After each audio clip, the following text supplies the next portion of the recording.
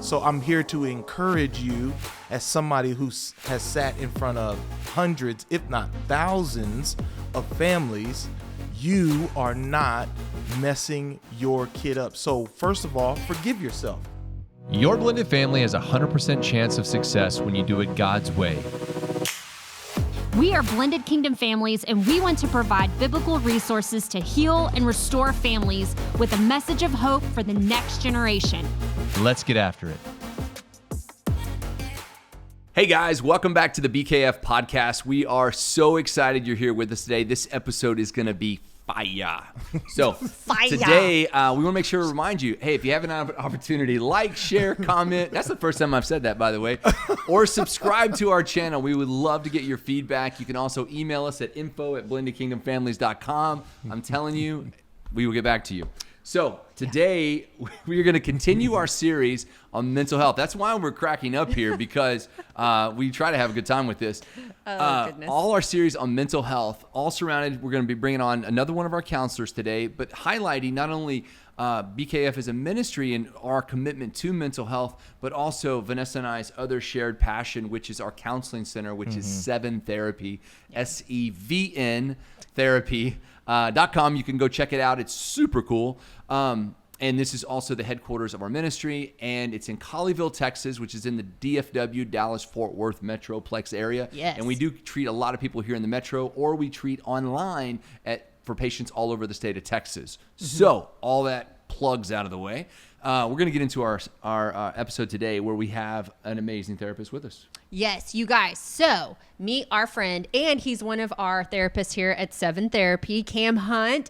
And just a little bit about Cam, y'all. He is a former full scholarship football player for TCU. Go Frogs. Go Frogs. Go Frogs. That was one of the schools that our son wanted to go to. And he plays football. So, Yeah. hey. Come on. Come on. And Cam is a former youth pastor and has worked in pastoral counseling for over 20 years. You guys, a lot of wisdom here. He has been married to his beautiful wife, Kendra, for 23 years, and they have two sons, Christian and Coda. Yep. And he may or may not be a voice you can choose on Google Assistant. I know, Cam, you were super creative. Okay. So the reason I put that little nugget on there, it's because I may or may not be a voice that you can choose on Google Assistant. Are you under contract not to say? He's not saying. I'm not saying, but I could be a voice on that Google you Assistant. choose on Google Assistant. That is awesome. And my kids may or may not use it every single day. That's awesome. So, And how old are your boys, too? 15 and 17. So we're all there together. Oh, we're there with you. We are Oh with my you. gosh. We have a 17-year-old. Yeah. Yeah. Really? Well, we have Yes. 17 and then 6, 7, and 8. But we are with you on the teenage raising boys years. You also don't have bread at your house. No, we fund Costco. We fund it. Yeah. Yes. And we do a lot of laundry. And, I mean, the laundry It list. just stinks all the time, For those too, who are Cam. raising teenage boys. Yes. Man, this episode is for you. Yeah. Because we are going to dive into for it. you. First of all, I want to say something. This is the biggest cup I've ever The seen Stanleys. If you're a mom, in my life. yes. This is mom gear. It's mom gear. Mom gear 101. It's mom gear. But what I love is it makes me drink water all day. All day. All you day. have it all day. All like day. it is contained. It is, yes. Right. Cam, if we had this, we still wouldn't drink water. You know what I'm saying? I don't know what it is. I don't know why that makes you drink more water, but I'm with That you. thing is huge. Yeah. Why don't you just drink water? Yes. Love it. Well, today's topic, and I'm so glad, Cam, we're going to get your wisdom on this because you've been doing pastoral counseling for a long time, but you work specifically with families, youth, teens, kids. And so I love this, but we're going to be talking about parenting tips Yeah. from a former youth pastor, Yeah, you guys. yeah. So, yeah, let's dive into it. Well, I don't even know where to start. So let's think about this for a second. Yeah. Yeah. And you said this something before we started filming, and I definitely want to highlight this. Yeah. This episode is not about pointing a finger. This is not about telling you exactly what to do. It's not about telling you, hey, you're doing this right or wrong. Parenting has got a lot of different faces to it. Yep. Yep. And it's complicated. And we need God's guidance in that. 100%. We need that. And we need his grace and we need his mercy, because even as parents, and I'm sure even as youth pastor, we mess up, right? Yeah. And we don't do the right things every time. But I do know one of the biggest struggles that blended families have, and one of the more common requests that we get, is their concern for their children. Yeah. They're concerned because, and really it kind of couples in all the episodes that we've done this month with all of our therapists, all past trauma, things that are behavioral issues with them. And what we want to kind of dive into this and say, from a youth pastor perspective, Yeah. the things that you've seen, Yeah.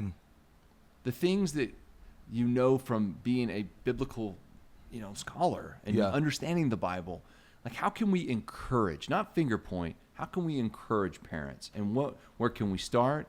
And then I think at the end, kind of moving into, hey, we do promote a counseling environment here. So what does that Yeah. look like in terms of pastoring for counseling for teens, and then counseling for families? Yeah. So from a youth pastor perspective, kind of what are the things that you see that are concerning to you? And Okay. Number one, I'm Yeah. glad you asked that. Yeah. Number one, you're not messing your kids up. Oh, that's good. You're not doing it. Now, are there situations where we make mistakes? You're going to make mistake. You are a human. Humans make mistakes.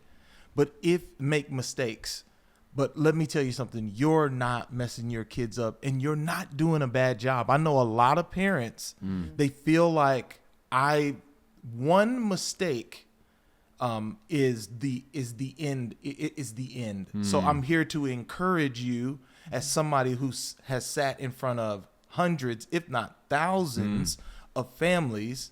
You are not messing your kid up. So first of all, forgive yourself. Yeah. Good. Forgive yourself for what you think you're doing wrong. Yeah. Now there are situations Yeah. where there are unhealthy families. We know Yeah. family of origin is a huge deal. But if you're watching this, I know that if you're watching this, you're looking for help. You're Yeah. seeking advice. You're Yeah. looking They are. for coaching. That tells me you're not doing a bad job. good. You're not Amen. doing a bad job. And that is the number one thing. Parents are like, hey, Cam, here's my kid. Fix the damage I did. Yeah. And Yeah. I'm like, no, you're not doing any damage. It's part of life. Now there are some things that you can do to straighten some things out. Yeah. But I just, generally speaking, a lot of parents, they do not forgive themselves for Yeah. what they think they're Yeah. doing wrong. And so that's number one, Man, we see that in blended families. constantly. I think it's everyone. I think it's every single blended family that we've ever talked to. That, again, just because you've sinned or just because you've made a mistake, that Jesus made it possible that we didn't have to carry that forever.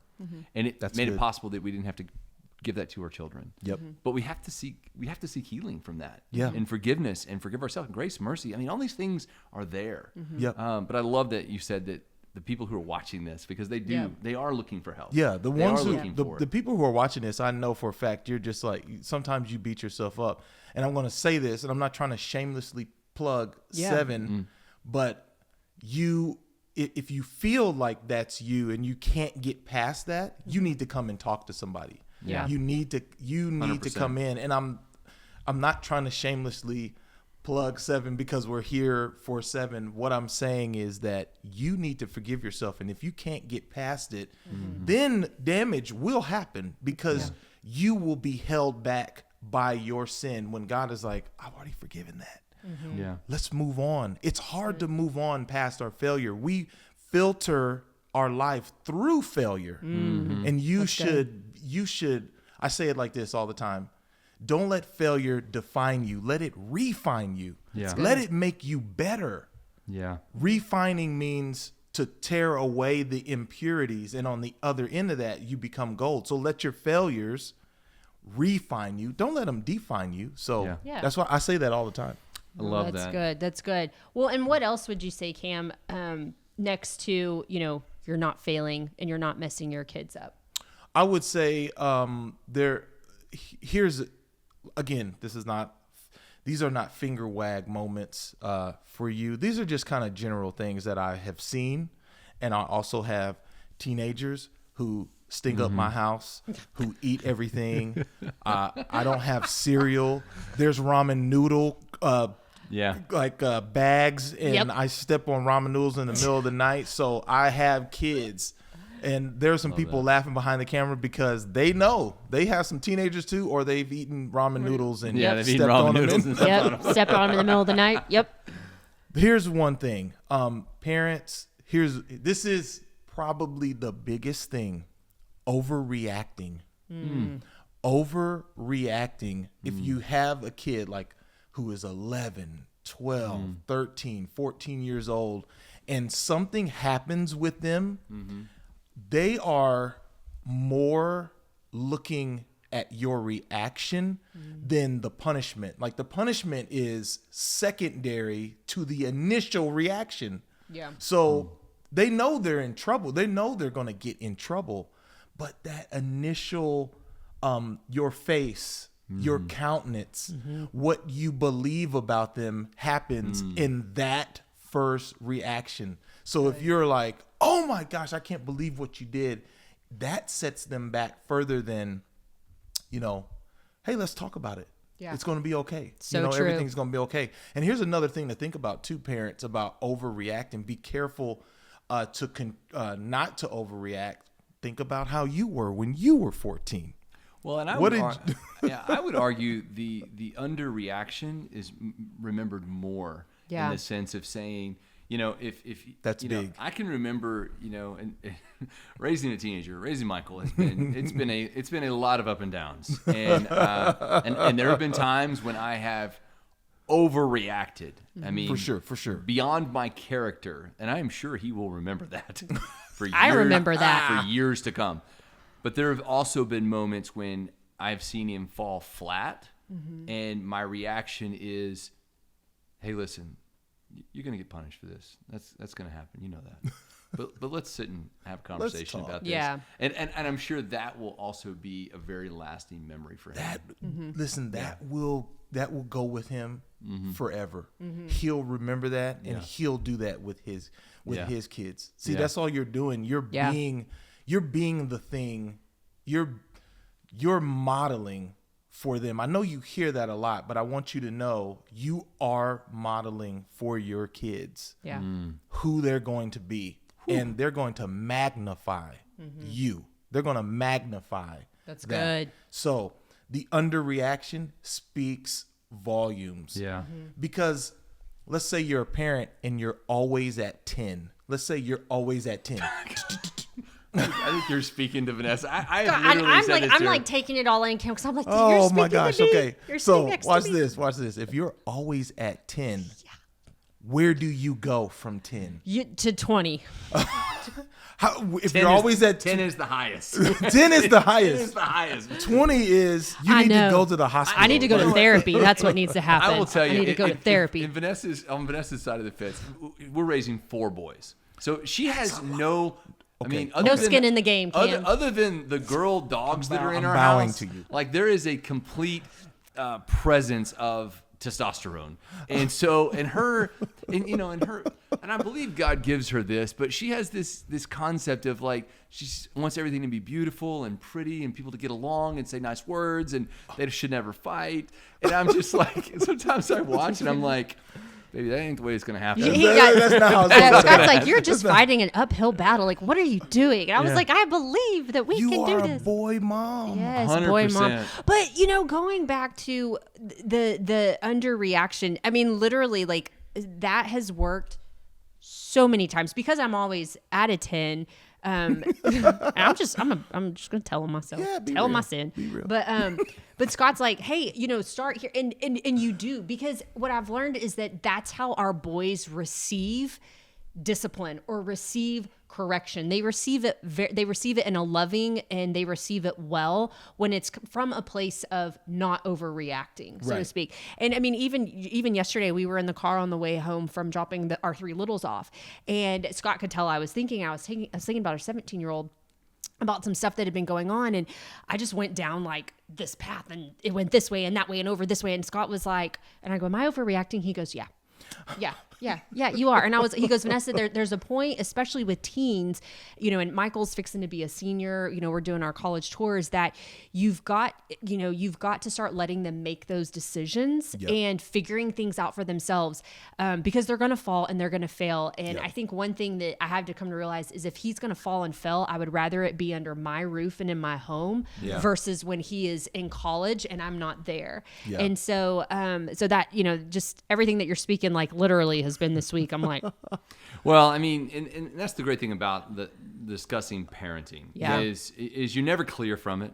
You're never like in the clear. No. You're never like, I don't think you really have much, you never really garner much momentum, because like as soon as you make like 2 or 3 good decisions, like boom, they get hit with a bad one. You're like, dang it, I was doing so good until they, started like chomping with their food and I just lost it. So with parenting, and I say this because again, we react in a lot of different ways. Mm-hmm. And we've talked a lot about, why we react in certain ways. Sometimes it's just, it's a fear based. Mm-hmm. And we've learned these from trauma in our background and man, by the news that we read. And I mean, cause you think about it, when we grew up, guys, our parents were like, go, come back at dark. Yeah. And the concept is so foreign to me now. And so fear is a huge dictator in the way I parent. 100%. Listen, like I said, forgive yourself. Yeah. Forgive yourself. Mom, you're doing a great job. You really are. Yeah, you are. You're doing a great job. You know what?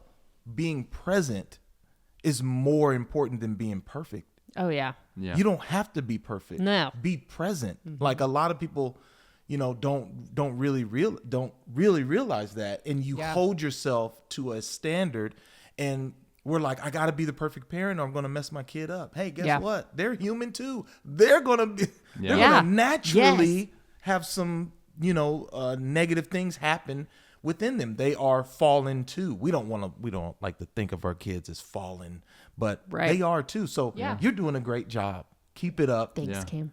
And like bring it to an 8. 8. That's what I say. Bring it to an 8. You can go to a 10.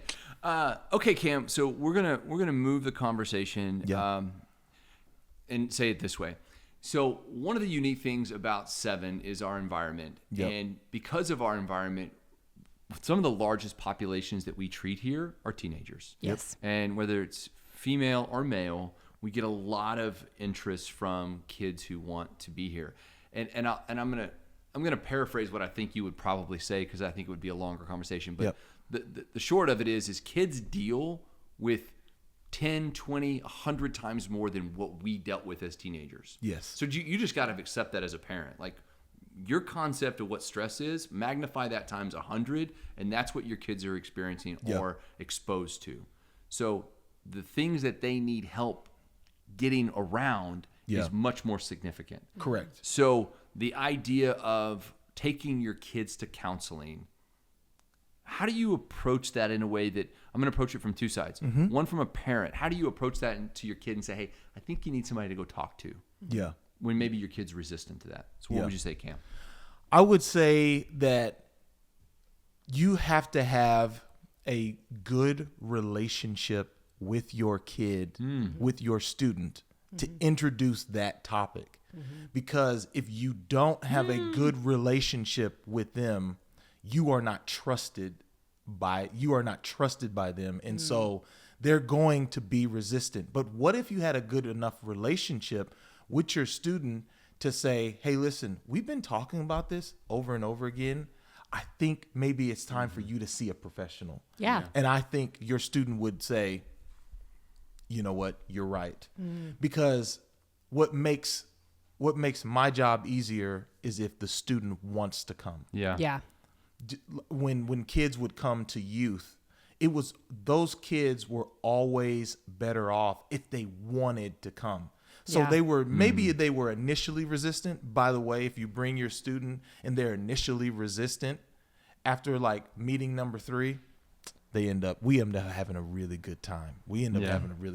So they may be initially resistant, but then they'll start saying, this is good. Yeah. I'm getting to talk to the cool parent That is what happens in therapy. That therapist, that counselor becomes the cool parent. And parents, by the way, your therapist, hopefully your therapist is just repeating some of the good things, some of the good seed that you're planting in your student. They're just repeating it. And and then they go like this. They say, you know what? I've heard that before. Where have I heard that before? They heard it at home. Yeah. So it's initially kind of hard to get them involved, but after that first initial, they become they let their guard down, because when they come in, they feel like they're coming to the principal's office. But here's what's different at Sevn. Here's what I noticed. When you come in, your guard is immediately down. Yeah. Because this is not like coming to the principal's office. No. This is like walking into like the Disney World. Like you're, and I don't say that demeaningly or it's not like, there's not roller coasters here. Yeah. But let me tell you something. You walk in here and your guard is immediately like, oh my gosh, I just met with a man this morning. He walked in, and this guy's hard. Like, this guy is like a hard guy. And he walked in, he's like, man, this place is amazing. He's like, look at this place. When he said that, I'm like, this place is amazing. I walked in and said that, and I'm like, man, this is awesome. Yeah. Well, and the reason we put so much emphasis on this is because we understand what we're risking. When we don't have that available, and you've said this so many times, and I every time you say it, I believe it more. Is Satan wants to control our kids. He wants to attack our kids because he knows that if he controls the kids, he controls the future. And so we need a safe place for them to go. We need great youth pastors for them to be welcoming in. And as much as I would say, hey, come to counseling, I would be equally as enthusiastic, if not more enthusiastic, to be like, hey, get your kid in a youth group, get them at church. Yeah. Because that is where the healer is. Yes. We are supplemental to him. And that's good. So that is one of those things that I would always suggest. Can I come in on the back end of that and say, definitely get your kid in a youth group. Get him around other Christian kids, other kids that are doing good things, because your kid will become like those kids. It happened for my kid, where I didn't think he was, my 15-year-old, I didn't think that he was going to be like a super solid believer. Let me tell you something. This kid came in and took over the youth group just because he was around a couple of kids. Yeah. And then he ended up changing schools. He comes home and talks about his the Bible. He's talking about end time things. I'm like, who is this guy? Yeah. And it is amazing just being in that atmosphere, just being around other people. And so, again, a plug for Sevn. You come in here, you get into this atmosphere, it drops the guard. Yeah. And you say, wow, okay, this place is kind of cool. And it does something too. You don't feel like you've walked into, someone's trying to fix me. Yeah. It doesn't feel like that. Well, and kids, anyway. and that's kids' natural defense.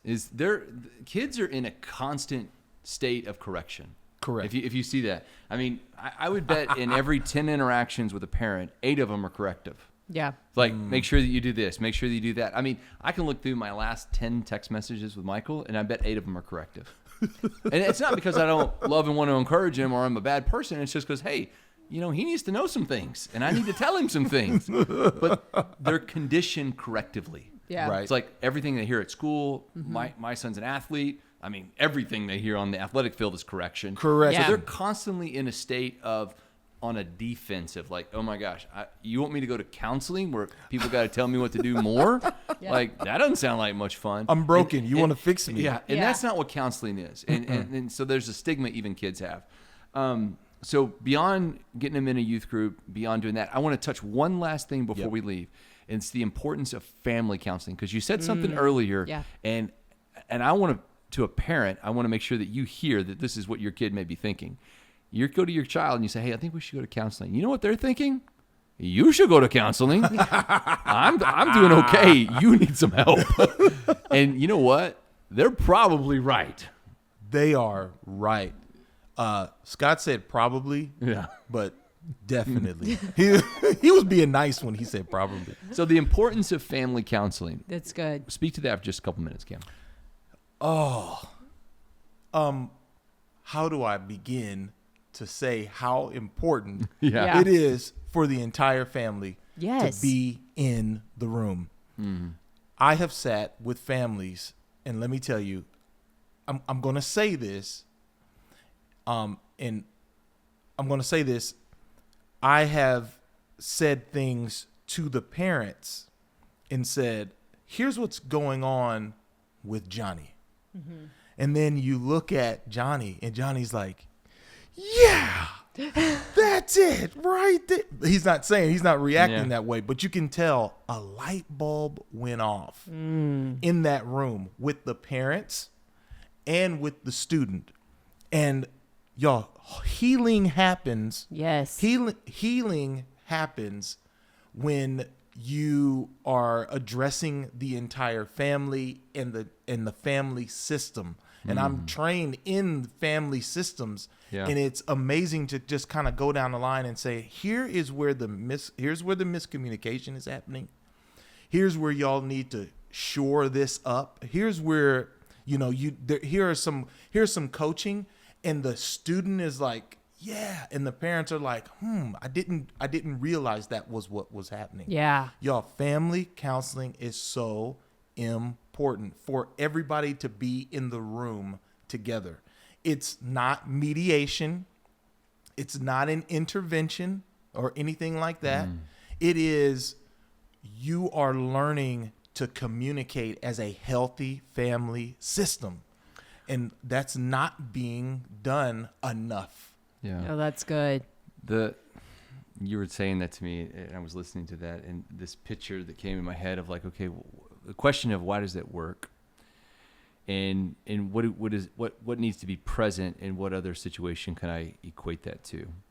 So in my experience working with families, the walls have to crumble before healing can occur, especially when there's trauma. That's good. So I want to just create a picture in your mind. Imagine that you are in the emergency room and you've just had an accident and you are on life support, but all of your family is there. Is there unification around that trauma?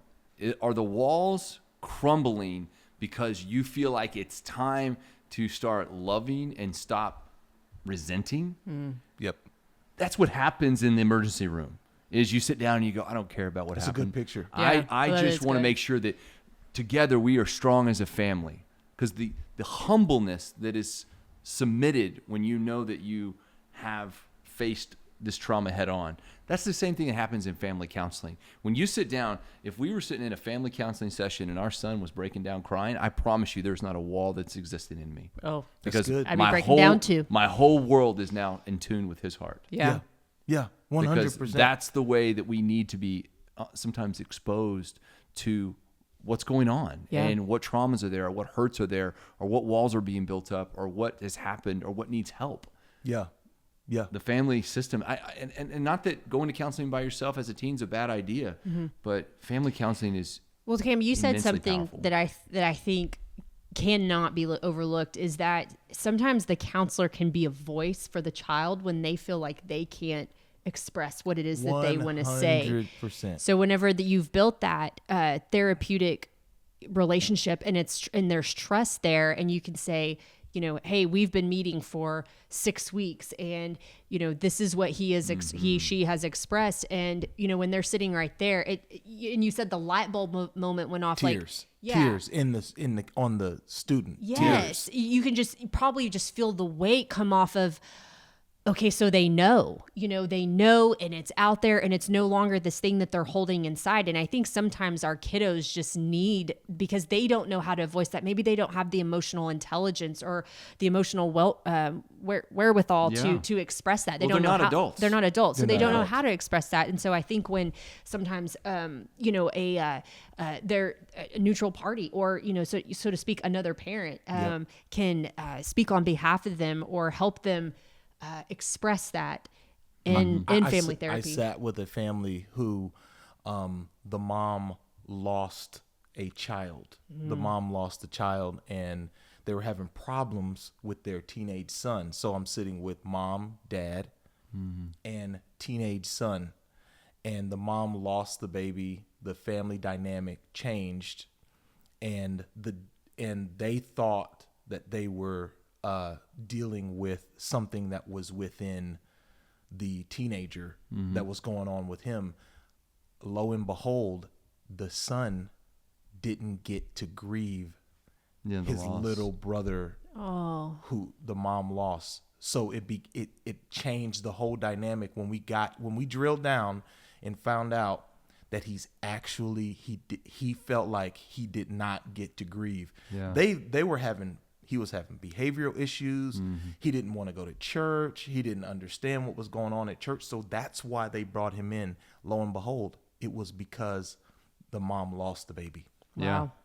Whew. Wow. And I got to speak that, Yeah. and immediately the dynamic changed. Immediately. Yeah. When we found that out. So family counseling, I can't tell you, it will change things. Yeah. I love that. Powerful. Wow. Well, Cam, thanks so much for being with us. Yes. We're excited to have you at Sevn. You're I'm excited truly to a be benefit. And if you're listening to this and you're like, hey, family counseling, or, maybe my kids would really love to come see you guys, you're welcome here. And we would love, and Cam would love to see and spend time with you guys. So again, you can go to Sevn Therapy. And again, this is just one resource. If you're listening and you're like in New York or Minnesota, don't let that deter you. Go to Psychology Today, find a counselor in your area, go let them speak into you and help you get through whatever is going on with your family or with your kids. Guys, thanks so much for being here with us today. You guys have a wonderful, wonderful day. Be blessed in all that you do. Hey guys, so glad you were here with us today, and I hope you enjoyed today's episode. And you can find more resources from Blended Kingdom Families at blendedkingdomfamilies.com. Join us again next time as we hang out with more amazing podcast guests. And remember, nothing will be impossible with God.